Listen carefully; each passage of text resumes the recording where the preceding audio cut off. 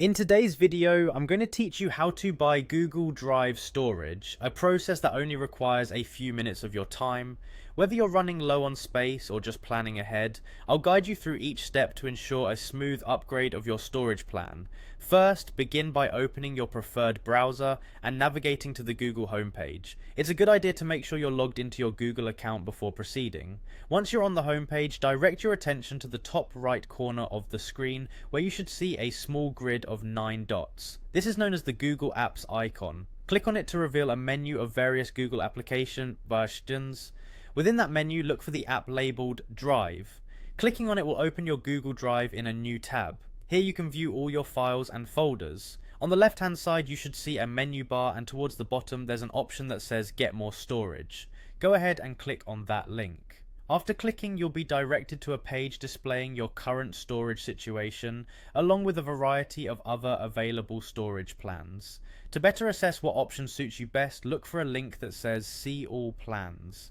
This will give you a comprehensive view of all available storage plans for your account. When reviewing the plans, you'll notice that there are two main choices: monthly or annual payment options. Consider your storage needs and budget to decide which financial commitment works best for you. If you're unsure, it's perfectly fine to start with a monthly plan to gauge how much space you actually end up needing. Once you've made your choice, simply click on the plan that aligns with your requirements. This next step is crucial, as you'll need to carefully read and then agree to the terms of service provided. Find the Continue button on the screen, click it, and then confirm your agreement by selecting the checkbox or button provided. The final step of the process involves selecting a payment method. After selecting your plan, you will be prompted to choose how you'd like to pay.